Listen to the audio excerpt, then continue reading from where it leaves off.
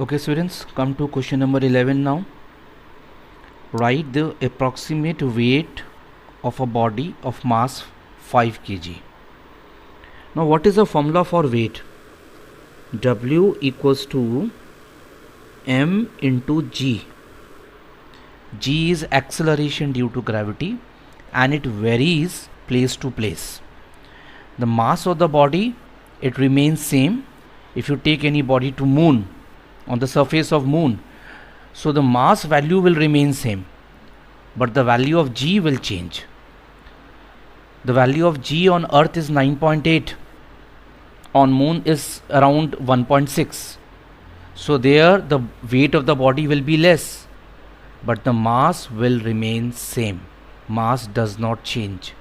But here we are going to take the value of g 10, then only our answer will come 15 Newton. Normally we take the value of g 9.8 if it is not given in the question. If it is given in the question, so whatever value is given, the same we will take. Okay, so here the next part, what they are asking, what assumption you have made. The assumption is we have taken acceleration due to gravity 10 meter per second square. This you have to write over there. Okay, now come to question number 12. Calculate the weight of a body of mass 10 kg in kilogram force. See, kilogram force is a unit of weight. Newton is also a unit of weight. Newton is a SI unit. Kilogram force is a gravitational unit of weight. Both are actually represent weight. Okay, so here is very easy. Answer 12, when you have to convert weight into kilogram force, so simply what you have to do, the value of mass is given 10 kg. Okay, just simply write small f over there. So this will be weight of the body in kilogram force. Okay, now second in Newton they are asking for, and the value of g is also given to us. So 1 kilogram force is equals to 9.8 Newton. So similarly here B part I will write W equals to 10 kilogram force is coming in the first part, so 10 into 9.8 and is coming 98 Newton. This result you have to keep in your mind, that 1 kilogram force is equals to 9.8 Newton. Come to question number 13 now. The weight of a body on earth is 98 Newton. So W equals to 98 Newton and the value of g is also given. What will be its mass and weight on the moon? Now mass is not going to be changed. I told you just now that mass remains same. If you take any body to any planet or any satellite, the mass is going to be same. So what is the formula for weight? M into g equals to 98. The value of g is 9.8 equals to 98. So m equals to 98 upon 9.8. If you remove this decimal, 10 will come up. So 10 kg is the mass of the body. This is first part answer. Now what is being asked in the second part? Weight. We have been asked weight on the moon. Now weight depends on gravity. Gravity changes. Okay, so here B part, weight, same formula I'll apply, m into g. Mass I'll take 10 kg. G, the value of g on moon surface is 1.6, so it's coming 16 Newton. Come to question number 14 now. A ball is thrown vertically upwards.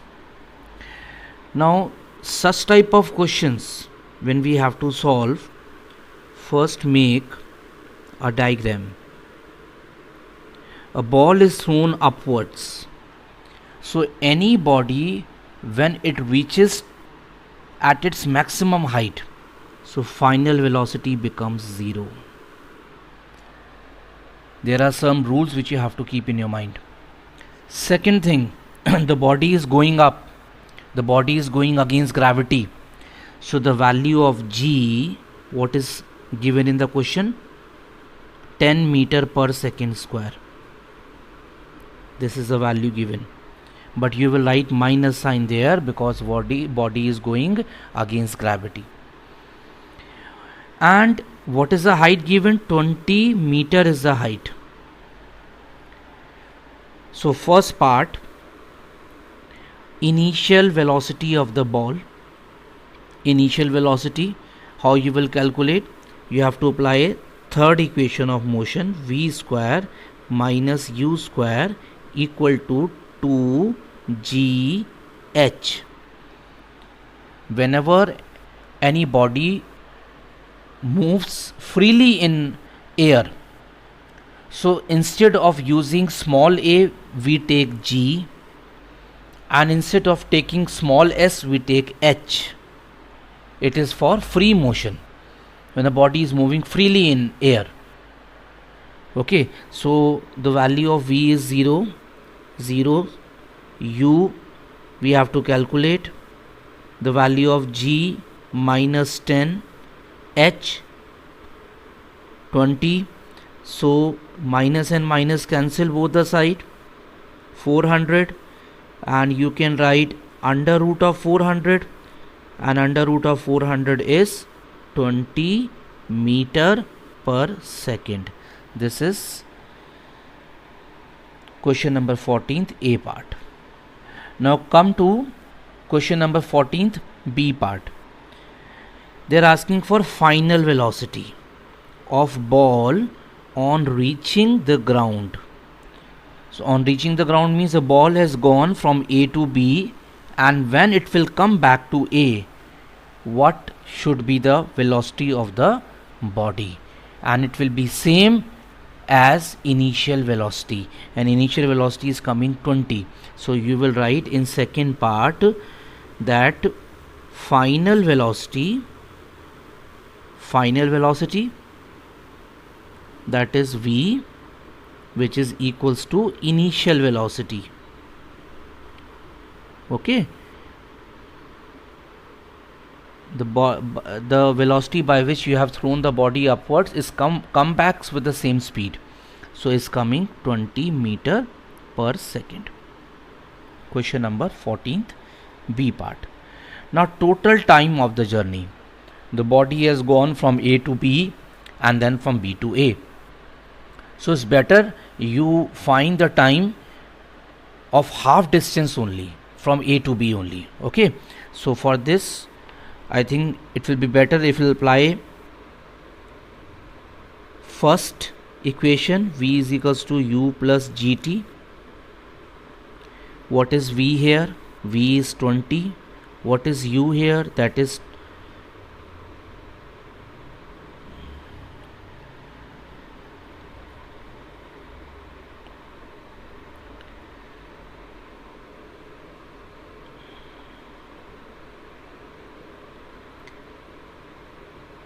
v is equals to u plus gt. What is v? 0, u 20 minus 10 into t. So it will be 10t equals to 20, or you can say 20 upon 10, or you can say 2 second.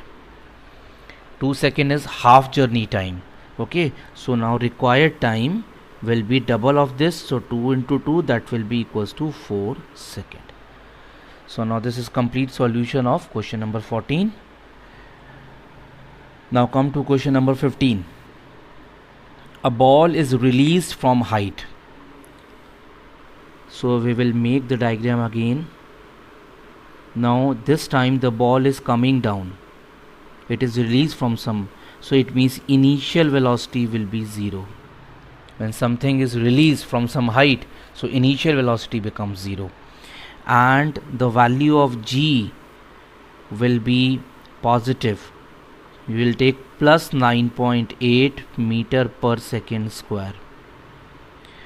Okay, now it is taking 3 seconds to reach the ground. Starting from A point, reaches at B point and is taking total 3 seconds. What is the height? So we have to find out what is the height. So we will apply second equation of motion.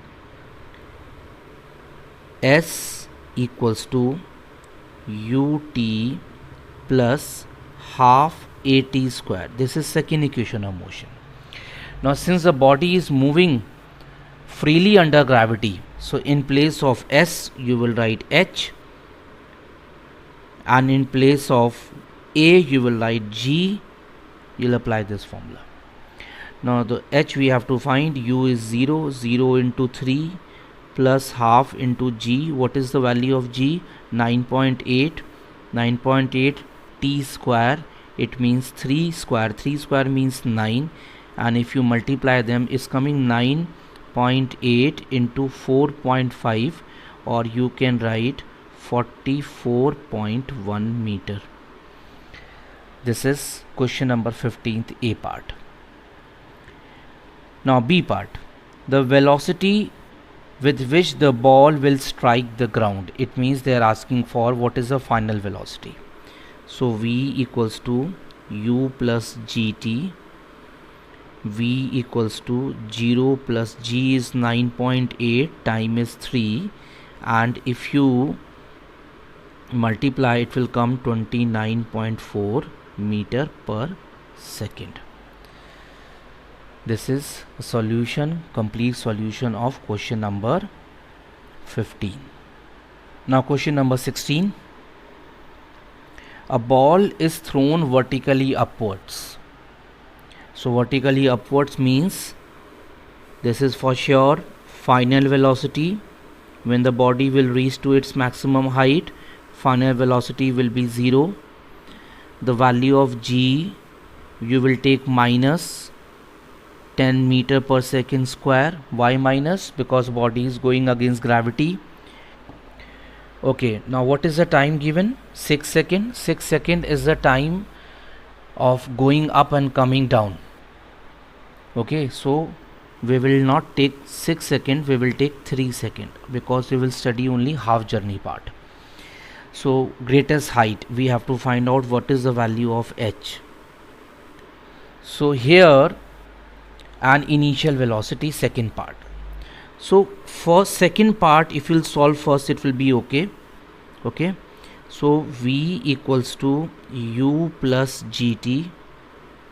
V is 0, U is U we have to find out. The value of G is minus 10 and time is 3. So it's coming U equals to 30 meter. So it is easy to solve second part first. U equals to 30 meter per second. Now greatest height, we have to find height. So first part, h equals to ut plus half gt square. So u is 30, time is 3, plus 1 upon 2, g is 10, minus 10, and time 3 square. So it will be 90 minus 45. So it's coming 45 meter. So this is the solution of question number 16. Okay children, now come to question number 17. A stone is dropped. So stone is dropped, so u equal to 0. When something is released or when something is dropped from some height, so initial velocity becomes 0. From a top of a tower and it reaches the ground, so time is 4 seconds. In 4 seconds it is reaching the ground, and the value of g we will take plus. Why? Because the body is coming down and we have to find h. So second equation of motion will fit here. H is equals to ut plus half gt square. H we have to find out. U0 0 into 4 plus 1 upon 2 into 10 into 4 square. So it is 0 plus 80 is coming 80 meter. So this was solution of answer number 17. Okay, now we are coming to last question of our worksheet, question number 18.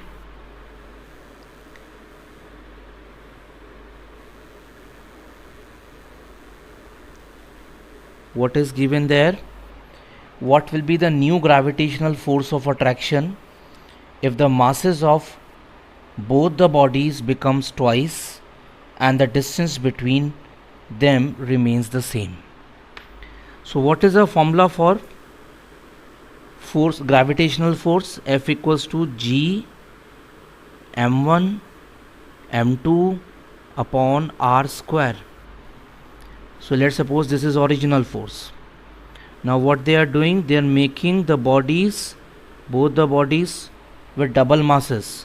So 2m1 and 2m2, but the distance is same, so is r square. This is the 18th a part I'm solving.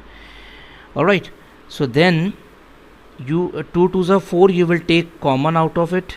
G m1 m2 upon r square. Now see carefully, it is the same value which I have written in the bracket, which is actually f1. So I should write here 4f1. So it means new force will become 4 times. Now come to B part. What is B part there? What will be the new gravitational force of attraction if the distance between the bodies becomes 1/3? So this time the distance is changing. So F1 equals to G m1 m2 upon r square. Now F2 equals to, masses are same this time, but the distance has become 1/3. It means I have to write r upon 3 whole square, or you can write G m1 m2 upon r square upon 9. So this 9 will come in the numerator. 9 G m1 m2 upon r square. So this is 9. Now this is F1. So it means new force will become 9 times. So this was your last question.